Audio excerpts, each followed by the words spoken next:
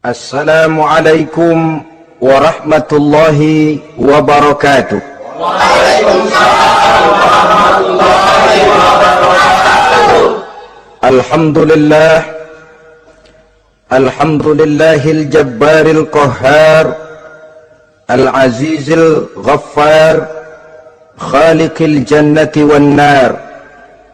Wassalatu wassalamu ala sayyidina Muhammadinil mukhtar wa ala alihi wa ashabihil adhar, amma ba'du. Saudara-saudara kaum muslimin rahimakumullah, surga dalam Al-Quran selalu disebut dengan kata-kata jannah, yang wujudnya surga itu sesungguhnya merupakan suatu tempat di akhirat nanti, yang di dalam tempat itulah Allah akan memberikan balasan berupa kenikmatan yang tiada terhingga kepada hamba-hambanya yang soleh, yang bentuk kenikmatan itu dijelaskan Allah dalam hadis kursinya, a'dadtu li'ibadiyas salihin ma la aynun ra'at wa la uzunun sami'at wa la khatar ala qalbil bashar. Aku sediakan buat hamba-hambaku yang soleh satu kenikmatan yang belum pernah dilihat oleh mata, belum pernah terdengar oleh telinga, dan belum pernah terdetik dalam hati manusia tentang kenikmatan yang semacam itu. Jadi kalaupun dalam banyak ayat-ayat Al-Quran Allah menggambarkan tentang surga yang di bawahnya mengalir sungai-sungai, jangan disamakan dan dibandingkan dengan sungai yang ada di dunia ini. Kalau surga bercerita tentang pohon dengan segala buah-buahnya, jangan samakan dengan pohon dan segala buah-buahan yang ada di dunia ini. Kalau surga bercerita tentang istana, tentang tempat tidur, tentang permadani dan sebagainya, seluruhnya tidak sama dan tidak bisa disamakan atau dibayangkan dengan yang kita hadapi dalam kehidupan di dunia ini. Di sanalah manusia akan menemukan kehidupan yang hakiki, yang sebenar-benarnya, yang tidak akan pernah berubah untuk selama-lamanya. Adapun kehidupan di dunia ini, boleh saja kita katakan kehidupan yang kamuflase, fata morgana, atau dalam bahasa agama sering disebut dengan kehidupan khayali. Ia berubah, ia bertukar, ia berganti oleh pergeseran masa dan pertukaran waktu. Kita jadi orang kaya di dunia, bagaimanapun kayanya kita, kekayaan itu tidak lain adalah kekayaan khayali namanya. Hari ini dia kaya, besok dia boleh jatuh bangkrut. Tengoklah orang-orang kaya di dunia ini, yang tidak cuma sekedar memperkaya diri untuk dirinya sendiri saja, tapi kadang-kadang sudah mempersiapkan untuk anak-anaknya, untuk cucu-cucunya, untuk iparnya, untuk besannya, pendeknya untuk seluruh keluarganya. Tidak cukup harta cuma untuk 1, 2, 3 bahkan sampai 7 keturunan. Tidak cukup dengan uang miliaran malah triliunan. Tidak cukup dengan punya tanah yang luas malah gunung dibeli, laut dibeli, langit pun kalau dijual mau dibeli. Sudah melampaui batas yang dinamakan kewajaran, dihinggapi penyakit rakus bin serakah alias tamak, lalu menghalalkan segala macam cara untuk mencapai harta, padahal itu tidak lebih dari bayangan khayali. Harta yang banyak itu mampukah menolak penyakit yang hendak datang? Harta yang banyak itu mampukah menahan tumbuhnya uban selembar di atas rambutnya? Harta yang banyak itu mampukah mencegah sebuah giginya yang hendak permisi? Dan pada akhirnya harta yang begitu banyak itu mampukah menolak kedatangan malaikat maut? Sama sekali ternyata tidak. Itulah kekayaan khayali namanya. Karena itu orang yang terbuka mata hatinya, dia tidak hanya mengejar kekayaan khayali ini, dia mengejar kekayaan hakiki yang terpendam di dalam kepribadian berupa al-akhlaqul karimah, akhlak dan budi pekerti yang terpuji yang menghiasi jiwa dan kehidupannya. Ada sifat sabarnya, ada sifat syukurnya, ada sifat qanaahnya, dan segala macam akhlak yang terpuji. Itulah kekayaan jiwa yang tidak bisa dinilai dengan materi. Kita punya pangkat, jabatan, kedudukan tinggi, pangkat apapun di dunia ini sesungguhnya tidak lebih dari pangkat khayali. Buktinya bahwa dia pangkat khayali, pangkat di dunia ini selalu ada bekasnya. Saudara kenal ada bekas camat, ada? Ada bekas lurah, ada bekas gubernur, ada bekas menteri, ada bekas presiden. Hari ini dia lurah, besok bekas lurah. Hari ini dia camat, besok bekas camat. Hari ini dia menteri, besok bekas menteri. Pangkat khayali. Maka Quran menganjurkan jangan pangkat khayali yang kita kejar mati-matian. Sampai menggunakan sistem jilat atas, injak bawah, sikut kiri kanan, yang penting dapat kedudukan. Padahal itu tidak lebih daripada pangkat khayali. Quran menganjurkan carilah pangkat hakiki. Kedudukan di sisi Allah, maqam di sisi Allah, itulah pangkat yang sebenarnya. Apa jalan ke arah sana? Quran memberikan petunjuk. Wa minal laili fatahajjad bihi nafilatan lak asa an yab'asaka rabbuka maqaman mahmuda. Di keheningan malam, dikala orang tidur nyenyak, bangunlah engkau tahajud kepada Allah Tuhanmu. Pasti kalau itu kau laksanakan, Allah akan menempatkan engkau di satu tempat yang terpuji, mendapat pangkat yang hakiki dan bukan sekedar pangkat khayali. Kita berusia muda, muda kita ini pun muda khayali. Berapa lama kita muda? Hari berubah jadi minggu, minggu bertukar menjadi bulan, bulan pergi datanglah tahun. Pergeseran masa dan pertukaran waktu membuat kita jadi berubah. Kulit yang tadinya kencang jadi lentur dan keriput. Segalanya berubah.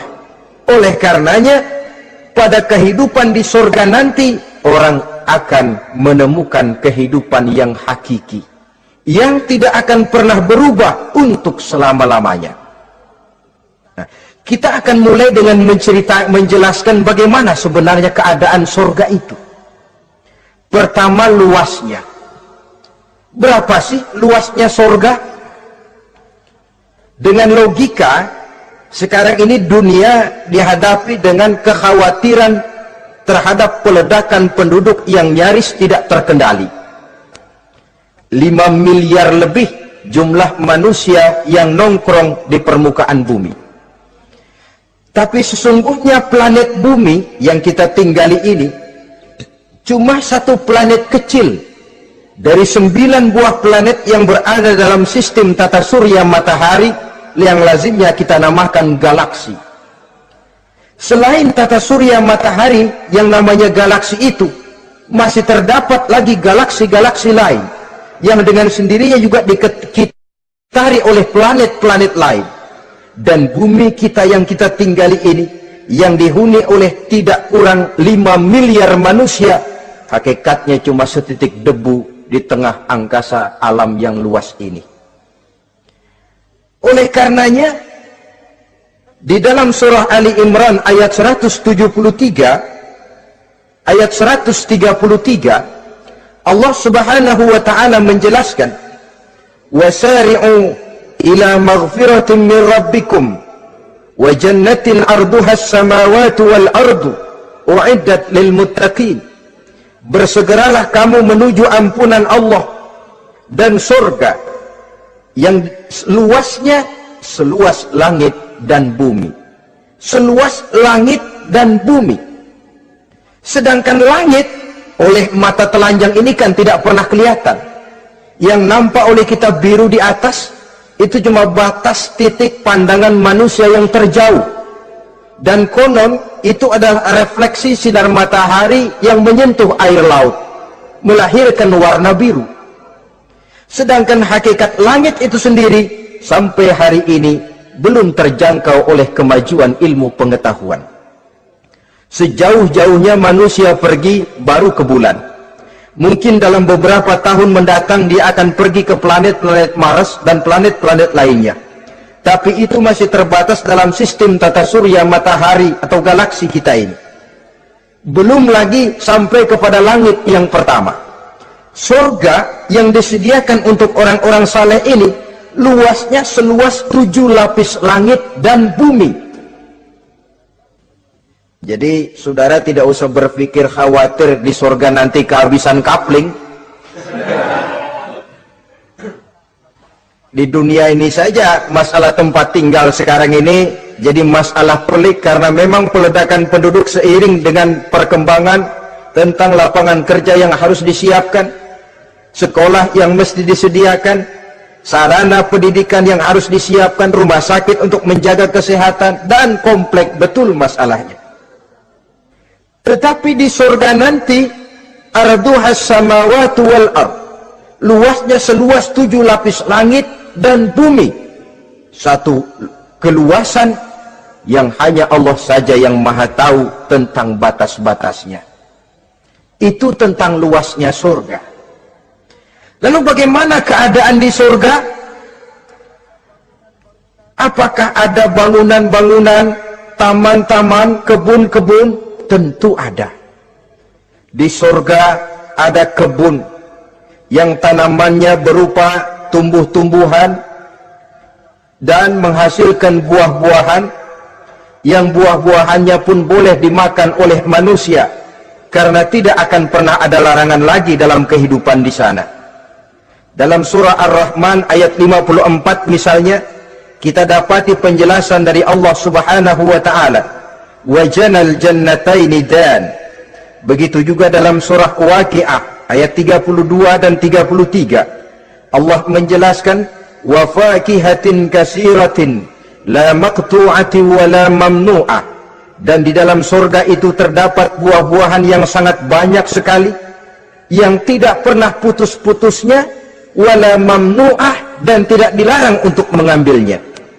Yang dimaksud la maqtu'ah, tidak terputus, artinya buah-buahan di surga itu begitu kita petik keluar lagi gantinya, dipetik lagi keluar lagi gantinya, la maqtu'ah, tidak pernah putus. Lainkan pohon di dunia ini hari kita petik keluar lagi kapan? Musim tahun depan, nungguin kita. La maqtu'ah, tidak pernah terputus buah-buahan itu, wala mamnu'ah, dan tidak terlarang untuk memetiknya. Adakah pohon pisang? Pohon pisang ada. Anggur? Anggur banyak. Delima? Delima pun ada. Tetapi sekali lagi, bagaimanapun hakikat buah di surga cuma sama dalam nama, tapi lain dalam wujudnya. Nanti saudara pikir, di surga pisang, di sini juga banyak kalau cuma pisang mah. Di surga anggur, di pasar banyak anggur. Ini cuma nama yang sama, hakikatnya tentu berbeda. So kalau hakikatnya juga sama, ya nggak usah sampai ke akhirat, di sini pun cukup. Adanya nama-nama ini cuma untuk memberikan gambaran tentang buah-buah yang ranum, yang nikmat, yang lezat, dan yang digemari oleh manusia. Dan jangan heran kalau di dunia ini biasanya pohon itu akarnya di bawah, buahnya yang di atas. Maka di surga nanti terbalik pohon itu, akarnya yang di atas, buahnya yang ke bawah, sehingga orang nggak perlu tangga dan ngambil buah, tinggal metik saja, nggak perlu naik, nggak perlu manjat, nggak perlu bersusah payah. Saudara-saudara kaum muslimin rahimakumullah, kemudian bangunannya bagaimana? Surga itu pun bertingkat. Di dalam Al-Furqan ayat 10, Allah Subhanahu wa taala menjelaskan, Tabarakallazi in syaa'a ja'ala laka khairan min dzalik jannatun tajri min tahtiha al-anhar wa yaj'al laka qusura. Maha suci Allah yang apabila Ia menghendaki dijadikannya untuk kamu yang lebih baik daripada kehidupan dunia ini, yaitu surga yang di bawahnya mengalir sungai-sungai, dan dibangunkannya untuk kamu istana-istana di dalam surga. Jadi bangunan di surga pun berbeda sesuai dengan amalan orang yang masuk ke dalamnya. Seperti halnya perumahan di dunia ini, ada yang masuk kelas pondok indah, ada juga yang masuk kelas pondok pindah. Itu kan tidak sama itu. Ada pondok indah, ada pondok pindah. Sudah pondok pindah lagi. Kenapa bisa berbeda begitu? Ya tergantung kekuatan ekonominya. Makin tinggi nilai kekuatan ekonominya, makin mampu dia mendirikan istana di dunia. Tapi di surga nanti, yang bikin mampu bukan ekonomi. Yang bikin mampu adalah amalan pada waktu hidup di dunia. Makin banyak amalnya, dengan sendirinya makin baguslah istananya di surga. Tetapi yang namanya surga, dapat empernya juga sudah lumayan betul itu. Seemper-empernya surga masih jauh lebih baik daripada sebagus-bagus istana di dunia ini. Taj Mahal, bangunan yang mengagumkan. Istana Raja Persia, bangunan yang menggiurkan. Sehebat-hebatnya istana dunia, masih jauh lebih mending empernya surga. Konon ya, menurut satu riwayat, baunya surga itu sudah bisa dicium 40 tahun perjalanan. Menurut riwayat lain 500 tahun perjalanan. Menurut riwayat satu lagi 70 tahun perjalanan. Baunya surga sudah dapat dicium oleh manusia. Saudara-saudara kaum muslimin rahimakumullah. Nah, di dalam bangunan-bangunan surga itu, seperti halnya terdapatlah kamar-kamar ghuraf dalam istilah Quran itu, yang juga berisi divan, ranjang, tempat-tempat tidur yang indah-indah, dilengkapi dengan kasur-kasur yang tebal dan empuk, bantal dan permadani yang daripadanya bertahtakan emas. Terulah tempat tidur paling menggiurkan kita zaman sekarang ini yang namanya Dunlopillow atau Alga Spring Bed. Sejauh itu bayangan kita menggambarkan masih belum apa-apanya ketimbang tempat tidur yang ada di surga itu nanti. Saudara-saudara kaum muslimin, apakah juga penduduk surga makan, minum, memakai pakaian? Iya. Mereka akan beroleh gelas, piala, kendi, cerek, dan piring-piring yang terbuat dari emas dan perak. Tentu tidak usah gambarkan lagi macam emas dan perak di dunia. Emas dan peraknya akhirat, saudara-saudara. Tetap saja mala ainun ra'at, wala uzunun sami'at, wala khatara fi qalbil bashar. Belum pernah dilihat mata, belum pernah didengar telinga, dan belum pernah terdetik dalam hati manusia tentang wujud yang semacam itu. Apa pakaian mereka? Pakaian penduduk surga dari sutra yang lembut dan tebal, berwarna hijau. Kemudian saudara-saudara, sungai juga mengalir di sana. Mata airnya antara lain berwarna jernih, ada yang air susu, ada yang sungai madu, ada yang khamar atau sungai arak, dan penduduk surga boleh meminumnya. Tidak ada larangan sama sekali. Timbul pikiran konyol, kalau di surga orang pada minum arak, apa banyak yang teler di surga? Ya tentu tidak. Sebab di sana saya katakan tadi kehidupan yang hakiki. Segalanya diperbolehkan, segalanya dipersilahkan. Nah, lalu untuk masuk ke surga itu apa melalui pintu? Memang melalui berbagai macam pintu. Dan ada pintu-pintu khusus yang tidak boleh dimasuki orang lain. Sayyidina Abu Bakar Siddiq radhiyallahu an pernah bertanya tentang hal itu kepada baginda Nabi. Ya Rasul, apakah di surga ada pintu-pintu khusus? Ada, Abu Bakar. Ada di dalam surga itu pintu yang namanya Rayyan. Tidak boleh masuk ke pintu itu melainkan orang-orang yang puasa. Orang-orang yang rajin puasa, mereka akan masuk ke surga melalui satu pintu yang dinamakan Babur Rayyan atau pintu Rayyan. Ada pintu jihad, yang masuk lewat itu hanya mereka orang-orang yang waktu di dunia sepanjang hidupnya berisi jihad, menegakkan dan meninggikan kalimat Allah. Ada Babur Sedekah, pintu yang hanya boleh diliwati oleh orang-orang yang rajin bersedekah, ringan tangan dalam memberikan bantuan kepada orang-orang yang memang memerlukannya. Dan setiap orang melalui pintu yang sesuai dengan amalannya masing-masing. Ketika itu Abu Bakar bertanya, ya Rasul, apa ada orang yang dipanggil dari tiap pintu? Tiap pintu manggil dia. Kata Nabi, ada Abu Bakar, dan saya doakan kau masuk salah satu di antara orang yang dipanggil dari tiap pintu. Ini orang multi komplek ini. Puasa, dia ahli puasa. Soal jihad, sepanjang hidupnya dia jihad. Sedekah memang tangannya pemurah. Tahajud memang tiap malam. Sementara itu akhlaknya luhur. Tiap pintu manggil dia. Dalam hadis ada juga perempuan yang bernasib baik. Dijelaskan oleh Nabi, "Iza shallatil mar'atu khamsaha wa shamat shahraha wa hafizat farjaha wa ata'at zawjaha qila laha udkhuli min ayyi abwabil jannati syi'ti."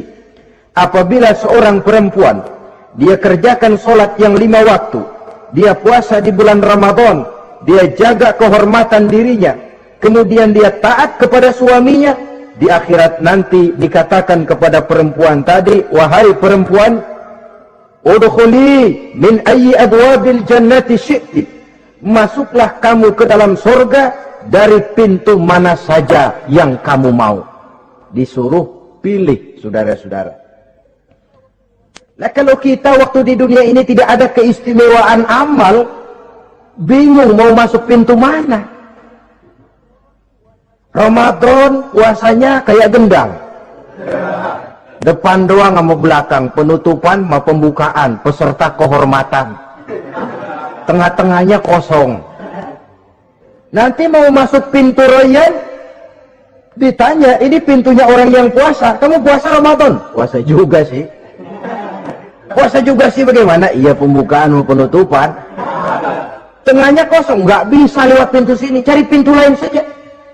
Mau masuk kita lewat pintu jihad, ditanya lagi, kamu lewat sini apa merasa pernah berjuang membela agama waktu di dunia? Mau lewat pintu sholat, apa kau termasuk orang yang konsekuen menjaga sholat? Bersyukurlah kita kalau tiap pintu memanggil. Kalau tidak, adalah salah satu amal kita yang menunjukkan keistimewaan kita. Karena itu beramal nggak perlu banyak, yang penting rutinnya, istiqomahnya. Ahabbul a'mali indallah adwamuha wa in qalla. Amalan yang paling dicintai Allah yang dikerjakan secara tuntas walaupun tidak banyak.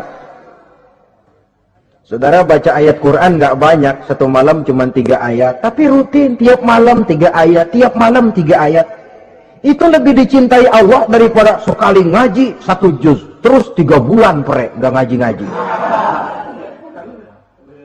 Lebih baik yang sedikit-sedikit ini tapi rutin, dia akan menjelma menjadi amalan yang banyak daripada sekalinya banyak lalu ke belakangnya malah tidak ada sama sekali. Hendaknya ada amalan-amalan kita yang menunjukkan keistimewaan dan kelak akan menjadi pintu yang kita tempuh di surga nanti. Apabila kita sudah melalui pintu-pintu surga itu dan tinggal di dalamnya dengan pakaian, dengan perhiasan, dengan makanan dan minuman sebagai yang saya sebutkan tadi, maka kita pun dalam kehidupan di sana akan dilayani oleh pelayan-pelayan muda. Yatufu alaihim wildanun mukhalladun.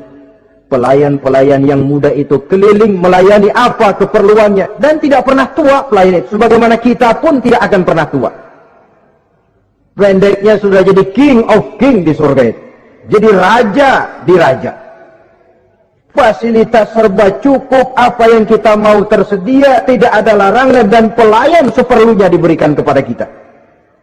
Nah, bagaimana keadaan penduduk surga? Dari Imam Tirmizi dijelaskan satu hadis, berkata Hasan al-Basri, "Ahlul jannati kulluhum abna'u 33 sana." Mereka rata-rata orang-orang muda penduduk surga itu. Umurnya tidak lebih 33. Ya muda-mudanya, cakep-cakepnya, ganteng-gantengnya. Pantas kalau suatu hari ada perempuan tua menghadap Rasul. "Ya Rasul, saya ahli ibadah. Saya beriman kepada Allah. Saya cinta kepada Islam. Apakah saya akan masuk surga ya Rasul?" Nabi senyum.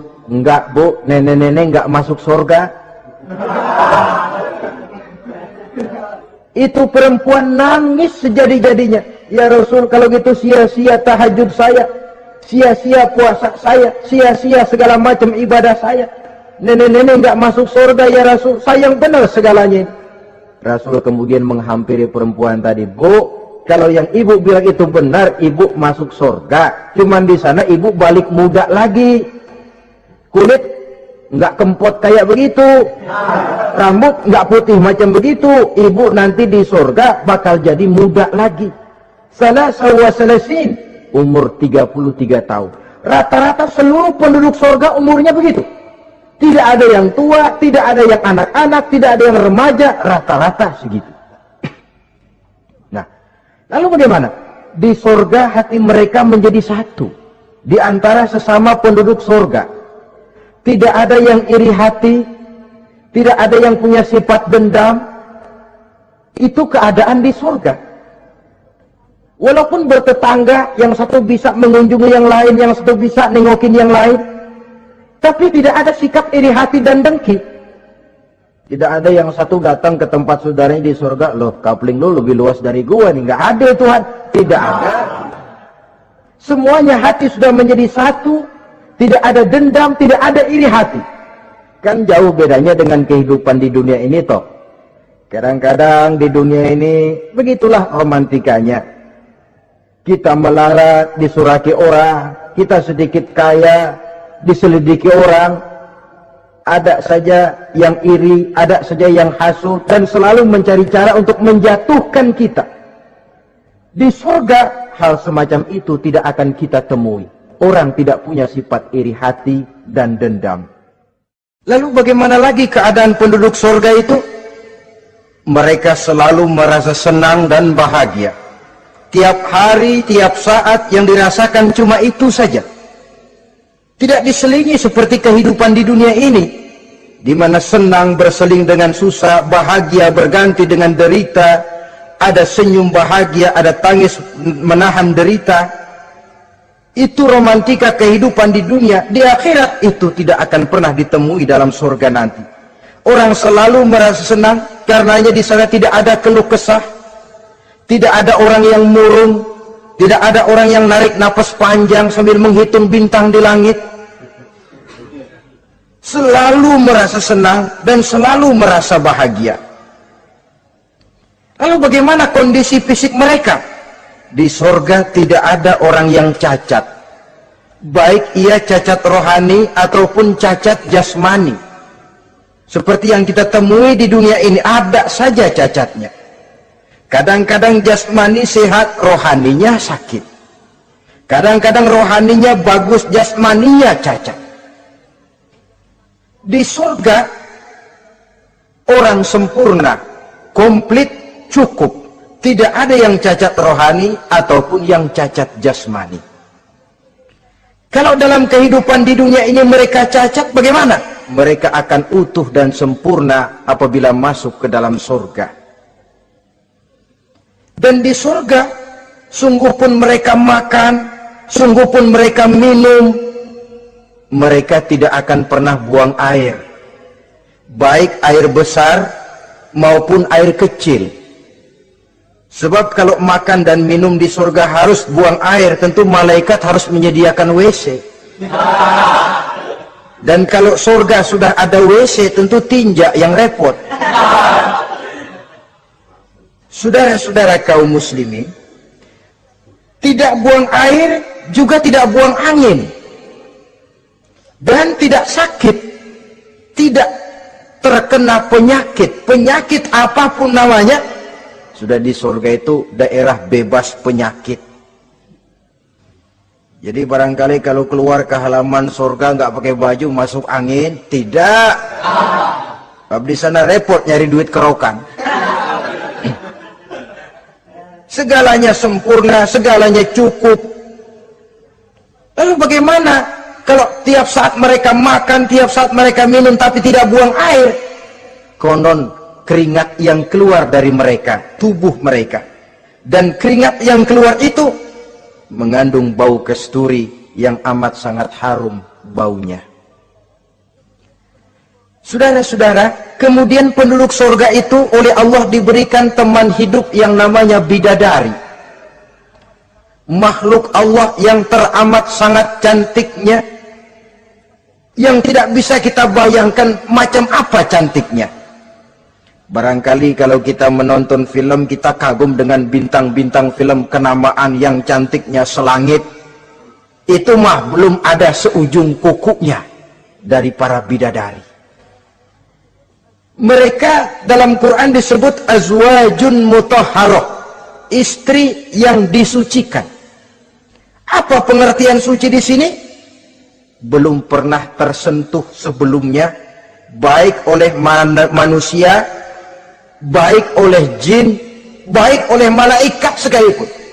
Jadi memang orisinil, build up dari sononya belum kepake. Khusus untuk manusia yang masuk surga. Belum pernah kepegang sama manusia. Jangankan manusia, jin dan malaikat saja belum pernah megang. Lain kan di dunia sekarang ini, kita mau cari barang orisinil sudah repot.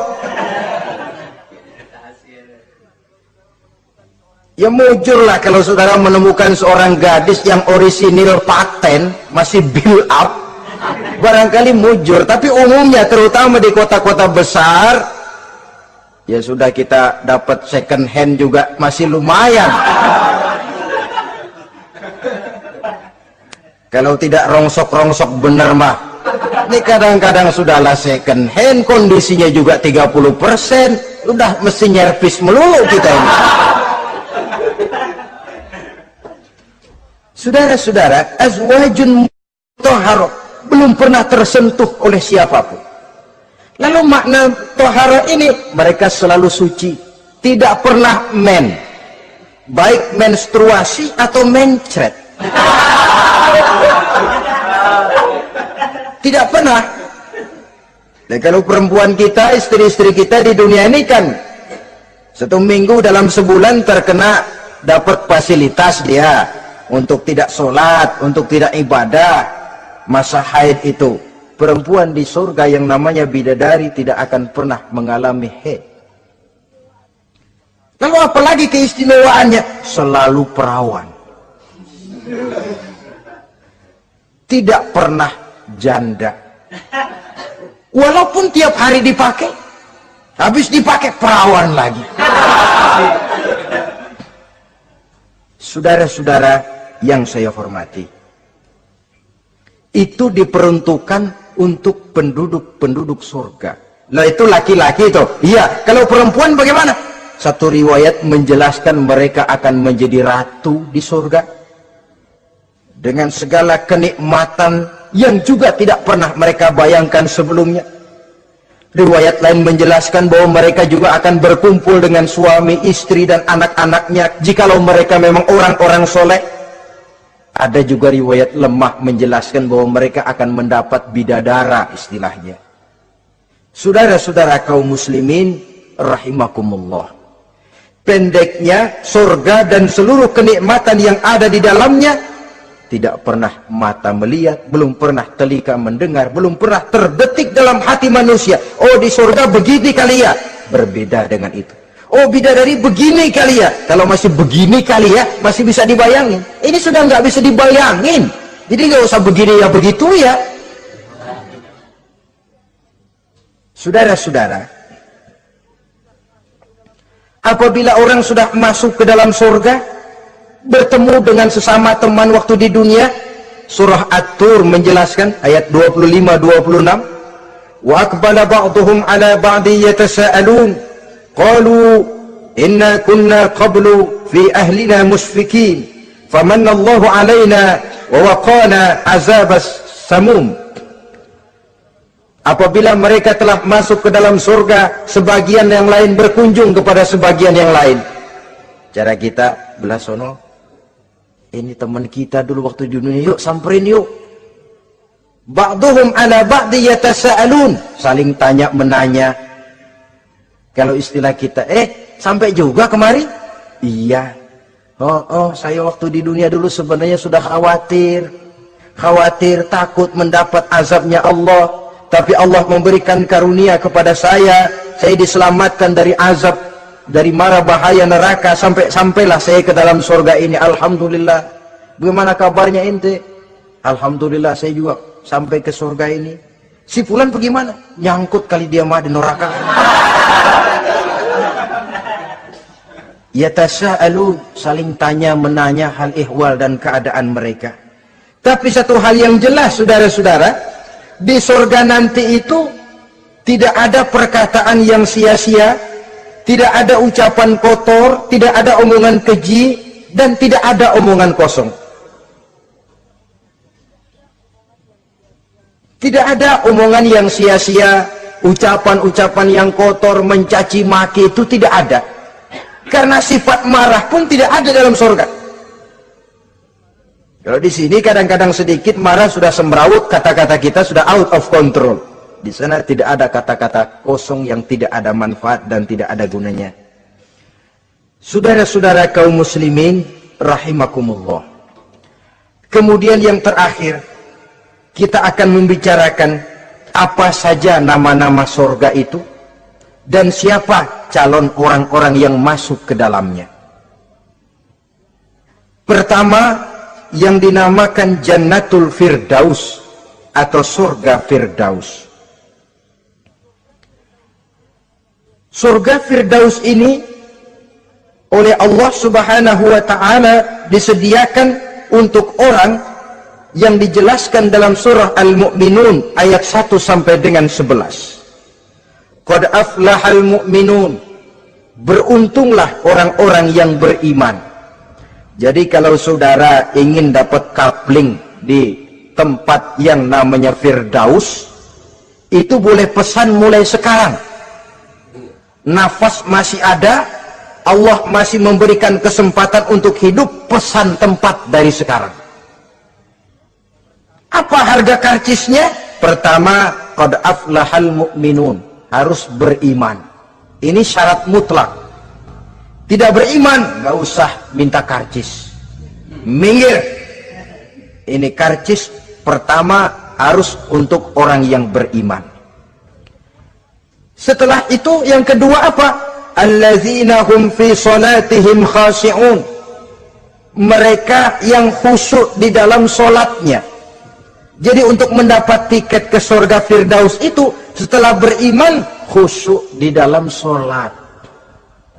Artinya khusyuk tarkul ghair li ajlil amal. Meninggalkan yang lain dan hanya memfokuskan diri kepada satu pekerjaan yang sedang dihadapi. Kalau kita makan sambil ngobrol, itu namanya makannya nggak khusyuk. Sebab ada sambil ngobrolnya. Nah, sholat yang khusyuk, sholat yang di dalamnya tidak berisi yang lain kecuali sholat itu. Meninggalkan yang lain dan hanya memfokuskan diri saja untuk melaksanakan suatu amalan. Dan sholat khusyuk itu berat. Kadang-kadang waktu mau sholat kita nggak ingat apa-apa. Begitu sudah masuk takbir yang kita lupa malah kita ingat. Itu kurang ajarnya iblis. Mau sholat nyari dompet nggak ketemu, begitu takbir, aduh dompet di atas meja. Ini kalau sembahyang lama-lama digerataki orang nanti nih, mulai kocar kacir sholat kita. Makanya kata Imam Nawawi, sudah dinamakan khusyuk untuk tingkatan orang awam kalau pada waktu takbir dia ingat Allah. Segitu aja dulu dah tingkatan orang awam itu. Sebab yang namanya khusyuk itu hudurul qalbi wa sukunul jawarih. Hatinya ikut sholat, anggota badannya tenang tentram di waktu sholat, khusyuk. Kalau waktu sholat garuk sono garuk sini, kaki ketekas ketekus, terus sudah anggota badannya nggak khusyuk. Atau anggota badannya tenang tentram, nggak gerak-gerak, cuma hatinya ngayap kemana-mana. Badannya di musola, hatinya di pasar. Itu juga nggak khusyuk. Dan itu berat. Karena itu ini syarat kedua untuk mendapat tiket ke Firdaus. Imam Ali saja pernah dites oleh Rasul. Ya Ali, saya ya Rasul, kalau kau bisa sembahyang khusyuk, aku boleh kasih kau serban. Kamu boleh pilih yang hijau apa yang putih nanti. Baik ya Rasul, sembahyang beliau 2 rakaat. Selesai salam ditanya, yang mana sorbannya Li? Kata Imam Ali, yang hijau ya Rasul. Belum nengok udah yang hijau ya Rasul. Kata Nabi, kalau begitu ente nggak khusyuk. Kenapa? Mungkin tadi waktu sujud mikirin, ntar kalau gua ditawarin milih yang hijau aja dah. Belum nengok sudah menjawab. Saudara-saudara, yang ketiga, wallazina hum 'anil lagwi mu'ridun. Orang-orang yang menghindarkan diri dari ucapan dan perbuatan yang sia-sia, yang tidak ada gunanya. Ini tiket yang syarat yang ketiga untuk mendapat tiket ke Firdaus itu, menghindarkan diri baik dari ucapan ataupun perbuatan yang sia-sia, yang tidak ada nilainya, baik dalam pandangan manusia, lebih-lebih lagi dalam pandangan Allah. Yang keempat, wallazina hum lizzakati fa'ilun. Mereka yang aktif membayar zakat. Kemudian yang kelima, wallazina hum lifurujihim hafizun illa ala azwajihim aw ma malakat aymanuhum fa innahum ghairu malumin. Orang-orang yang memelihara kehormatan dirinya kecuali kepada istrinya atau kepada budak sahayanya, pandai mengendalikan nafsu, tidak terperosok memperturutkan syahwatnya. Yang keenam, wallazina hum li amanatihim wa ahdihim ra'un. Orang yang pandai menjaga amanah dan pandai menepati janji. Saudara-saudara, kalau janji ditepati, sebab janji adalah hutang. Yang ketujuh, wallazina hum ala sholawatihim yuhafizun. Mereka juga selalu memelihara, tidak cuma sekedar khusyuk, tapi memelihara solat dengan baik. Ayat ke-11 dari Al-Mu'minun ini ditutup oleh Allah dengan jelas, ulaika humul warisun allazina yarisuna al-firdausa hum fiha khalidun. Mereka itulah para ahli waris yang akan menerima warisan berupa surga Firdaus dan mereka kekal di dalamnya. Kalau tadi sudah kita tangkap bahwa begitu besar kenikmatan yang ada di dalam surga, ternyata barang yang mahal memang tidak mudah untuk didapat. Saudara-saudara, inilah surga Firdaus. Adapun yang kedua, nama surga itu disebut dalam Quran Jannatu Adnin, surga Aden. Untuk siapa mereka? Dalam surah Ar-Ra'd ayat 22 dan 23 Allah menjelaskan, wallazina sabaru ibtigha'a wajhi rabbihim wa aqamus shalah wa anfaqu mimma razaqnahum sirran wa alaniyah wa yadra'una bil hasanati sayyi'ata ulaika lahum uqbad dar jannatu adnin yadkhulunaha. Dan orang-orang yang sabar, wallazina sabaru, orang-orang yang sabar. Sabar dalam apa? Ibtigha'a wajhi rabbihim, dalam menuntut keridhaan Allah. Sabar dalam mencari keridhaan Allah. Sujud mencari keridhaan Allah, sabar. Puasa mencari keridhaan Allah, sabar. Melaksanakan segala macam ibadah untuk mencari keridhaan Allah, sabar. Ini syarat untuk mendapat tiket ke surga Aden nanti, Jannatu Adnin. Sabar dalam mencari ridho Allah. Apalagi di zaman sekarang katanya persaingan hidup makin tajam, lapangan kerja makin sulit, mental hipokrit makin merajalela, golongan munafik alias bunglon ada di mana-mana. Kalau nemplok di daun kuning warnanya kuning, hinggap di daun hijau dia jadi hijau, nempel di dahan coklat jadi coklat. Menjilat ke sana kemari, bukan untuk mendapat ridho Allah kadang, tapi untuk mendapat ridho atasannya, mendapat restu atasannya. Ini kan realita dalam kehidupan. Saudara-saudara, mencari muka. Padahal seorang muslim ibtigha'a wajhi rabbihim, sabar dalam mencari ridho Allah. Lalu wa aqamus shalah, mereka mendirikan salat. Di sini hanya pengertian umum, mendirikan salat. Kalau dalam Firdaus tadi ditegaskan, tidak cuma sekedar mendirikan, tapi juga khusyuk dan memelihara. Ini mendirikan, saudara-saudara. Maaf, Ada orang yang mengerjakan sholat, ada orang yang mendirikan sholat. Apa bedanya itu? Kalau mengerjakan sholat cuma sekedar gugur kewajiban. Pokoknya gugur kewajiban beres. Kadang-kadang pulang sembahyang Jumatnya bersendal. Enggak sembahyang dia, sembahyang. Kok nyolong sendal pulangnya? Itu baru ngerjain sholat, belum mendirikan sholat. Kalau mendirikan sholat, selesai sholat, ajaran sholat diterjemahkan dalam kehidupan. Itu mendirikan namanya. Ada istimror, kontinuitas alias kesinambungan. Selesai sholat, akhlak sholat, ajaran sholat diterjemahkan di luar sholat. Itu makna aqamus sholat. Apalagi syarat yang ketiga untuk mendapat tiket ke surga Aden ini, wa anfaqu mimma razaqnahum sirran wa alaniyah, menginfakkan, membelanjakan di jalan Allah rezeki yang diberikan kepada mereka, baik terang-terangan maupun sembunyi-sembunyi. Maka sedekah itu terang-terangan baik, sembunyi-sembunyi juga baik kalau niatnya ikhlas karena Allah. Terang-terangan baik. Kenapa? Untuk merangsang orang lain supaya berbuat seperti kita. Bukan untuk dipuji, bukan untuk mendapat ria.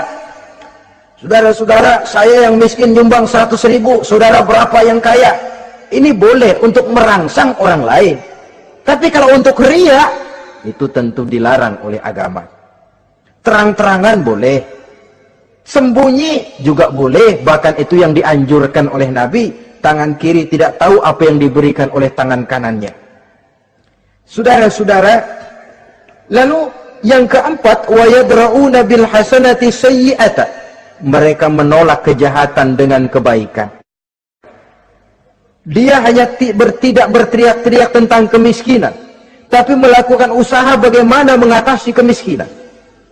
Dia tidak hanya berteriak dengan mengemukakan berbagai macam kemunkaran, tapi mengimbanginya dengan menanamkan segala macam kebajikan. Seperti sekarang ini tuh, air saja kalau cuma dibendung tapi tidak disalurkan kan ngebludak, jebol bendungan. Kita cuma teriak anak-anak muda dihantam oleh kebudayaan barat yang merusak moral, tapi mana kebudayaan Islam kita? Gak pernah kita timbulkan. Musuh kita adalah kemiskinan dan kebodohan, jelas. Tapi apa langkah ekonomi yang kita lakukan untuk mengatasi kemiskinan? Dan bagaimana upaya kita meningkatkan mutu pendidikan? Kadang-kadang yang mutunya baik, mahalnya nggak kejangkau oleh lapisan rakyat yang di bawah, menengah ke bawah ini. Itu yang jadi problem. Orang yang mendapat tiket ke surga Aden ini, mereka menolak kejahatan dengan mengimbanginya, melakukan kebajikan. Tidak cuma teori, tidak cuma propaganda, tapi ada langkah konkret bahwa untuk membentengi kemaksiatan harus diperbanyak munkar. Untuk mengimbangi segala macam perbuatan durjana harus dikembangkan majelis taklim pesantren, menghidupkan akhlak Islamiyah dalam kehidupan sehari-hari. Wa yadra'una bil hasanati sayyi'ah.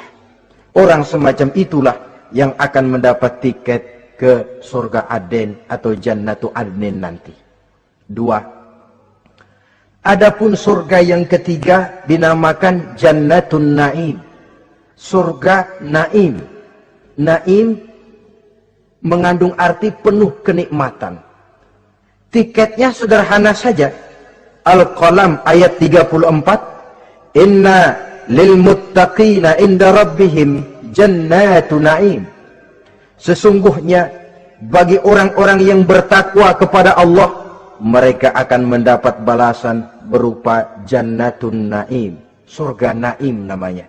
Jadi tidak banyak untuk mendapatkan surga Naim ini, cuma takwa. Cuman takwa yang jadi banyak. Apa itu takwa? Sekarang ini kan takwa jadi lalap. Dan orang sering menggunakan istilah agama di zaman sekarang ini untuk maksud yang tidak sama dengan maksud agama. Padahal takwa ini jelas, sebelum Islam datang ke Indonesia, kita orang Indonesia tidak kenal kata-kata takwa. Maka kalau harus menggunakan kata takwa, pengertiannya harus dikembalikan kepada pengertian Islam. Ini sih enggak.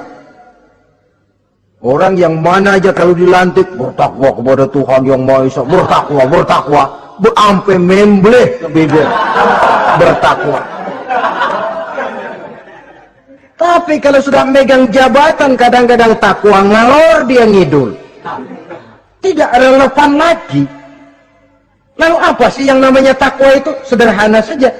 Imtisalul awamir wajtinabun nawahi, itulah takwa.